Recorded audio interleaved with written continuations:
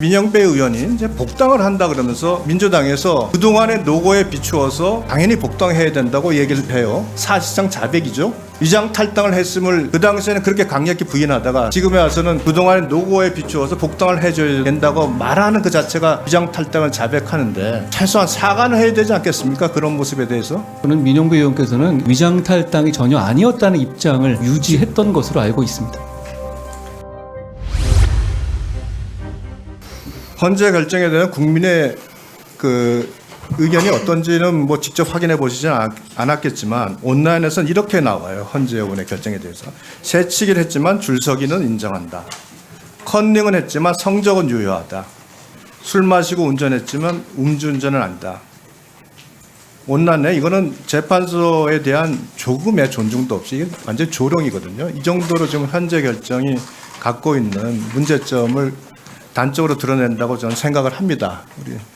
우리 장관께서는 그 어떻게 보시나요? 국민들이 그렇게 생각하실 수 있을 것 같고 안타깝게 생각합니다.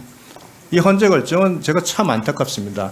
방금 존경하는 권칠성 의원께서 말씀하셨지만 과거에 난투극이 벌어지고 다수당이 일방적으로 독주하던 그 국회의 동물 국회의 모습을 소수당의 의견을 최대한 존중하자고 하면서 2012년에 국회 선진화법을 만들면서 소위 새로운 국회의 모습을 가져가자고 했던 것이 그 당시에 국회 선진화법의 정신이었습니다. 그런데 10년이 지난 지금 그 정신보다도 훨씬 후퇴한 헌재 결정이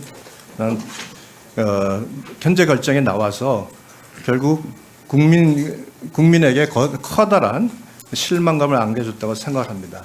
이와 관련돼서 입법 절차상의 하자 부분, 사실은 그 현장에 저도 있었고 옆에 계신 전주현 의원도 있었고 김남국 의원도 옆에 있었습니다. 우리 다 지켜봤죠. 안건조정위원회에서의 그 난장판, 그리고 법사위에서의 난장판, 어떠한 논의와 토론도 없었고 어떠한 국회의원의 심의 의결도 없었습니다. 더 문제는 그 당시에 법안 일소위에서 일방적으로 통과됐던 법안이 안건 조정에 올라가면서 수정안이 만들어져서 안건 조정에 올라갔는데 이 부분에 대해서 안건 조정의 수정안을 가지고 안건 조정을 열었고 그것을 바로 법사위에 상정을 했습니다. 그래서 법사위원장은 안건 조정에서 수정된 법안을 가결했는데 다음날 본회의에 올라간 거는 일소위에서 통과된 법안에 올라갔어요. 결의가 없는 겁니다. 저는 헌재에서 이 부분에 대해서 지적을 안 한 부분은 굉장히 문제가 많다고 생각합니다. 즉 법안의 상정 절차 자체가 없었는데 그 부분에 대한 판단이 일부 빠져 있는 부분에 대해서 굉장히 아쉬움이 크고 앞으로 대한민국이 조금이라도 앞으로 나간다면 헌재가 2012년 국회 선진화법을 만들었을 때의 어떤 국회의 입법자들의 노력, 정신을 감안을 했어야 한다는 생각을 합니다. 앞으로 헌재가 새로운 입장을 변경하기 전까지 다수당의 입법 행토는 반복될 것이고 우리 위장 탈당, 회기 조각이 날치기 하면서 우리 서로 간에 그 통과시키는 다수당은 그것을 정당하다고 또 얘기할 거 아닙니까? 이러한 국회의 모습이 국민들에게 어떻게 비춰질지 저는 안타깝게 그지없습니다. 자, 하나 물어볼까요? 근데 여기서 왜 갑자기 탄핵이 나오고 시행령이 나옵니까? 무슨 유행과 노래도 아니고 헌재 결정은 절차의 위헌이고 위법이라고 인정을 했는데 상식적인 그 사회라면은 그 절차의 위법이 있음에도 불구하고 무효가 아니라는 그 현재 결정이 정당했느냐 여부를 논의했어야 되는 게 어떤 제대로 된 사회 아닌가요? 어떻게 생각하세요? 저도 그렇게 생각합니다. 자, 그러면 그 안건 조정이 또 그 법사위에서 어떠한 심의 의결도 없는 상황에서 법안이 가결되고 그것이 본회의에 통과되는 거, 이것이 과연 우리가 지금까지 알고 있는 일반 법원 측에서 일반 그 법상식이나 일반 법률에서 보면 이거 같이 가장 중요한 절차적 흥결 아닌가요? 어떻게 생각하세요? 전 국회법을 지금 핵심적으로 보고 있는 것이지 않습니까? 네. 국회법은 전적으로 절차법입니다. 절차의 민주주의를 얼마나 보장하느냐에 대한 법인데 거기서 핵심적인 부분에 대해서 흠결을 인정하고도 유효하다. 저는 오히려 이게 실체법이라든가 어떤 그런 모르겠는데 완전한 절차법에서 절차의 흠결을 인정하고도 유효하다는 결론을 난 것에 대해서 많은 법률가들이나 국민들이 그래서 동의하지 않으시는 것 같습니다. 앞으로 국회가 국민들에게 어떤 모습으로 비춰질지 정말 심히 걱정이 되고 민주당에 많은 좀 이 부분에 대한 그 자성이 필요하지 않겠나 그렇게 생각을 합니다.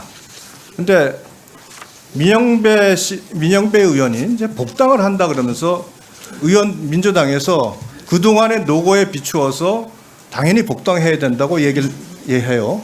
이거 우리가 소위 말하는 사실상 자백이죠. 위장 탈당을 했음을 그 당시에는 그렇게 강력히 부인하다가 지금에 와서는 그동안의 노고에 비추어서 복당을 해줘야 된다고 말하는 그 자체가 위장 탈당을 자백하는데 최소한 사과는 해야 되지 않겠습니까? 그런 모습에 대해서.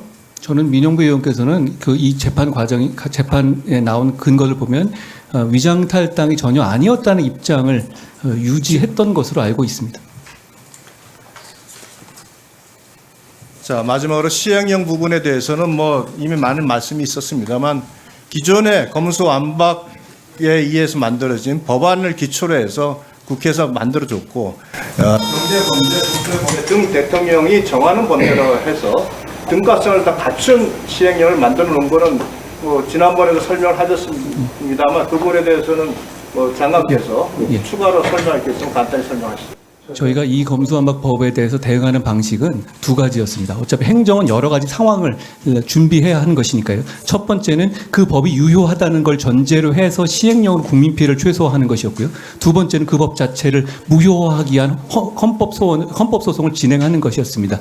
그 두 가지는 서로 양립 가능한 상황이었던 것이고 그 중에서 이 뒤쪽 헌법소송이 결국은 각하되고 기각됐다 하더라도 앞부분에 저희 이 문제는 전혀 관계없는 것이고요. 그리고 그 취지의 면에서도 저희 시행령은 기본적으로는 이 법 자체의 입법 취지를 존중해서 이 부패와 경제범죄의 이 카테고리를 재조정하는 방법으로 시행령을 만든 것이기 때문에 이 헌법재판의 결과와 전혀 무관합니다. 게다가 이 헌법소송은 이 권한쟁의 심판에서는 그 내용의 당부에 대해서는 어떤 판단도 하고 있지 않다는 점도 다시 한번 확인드립니다.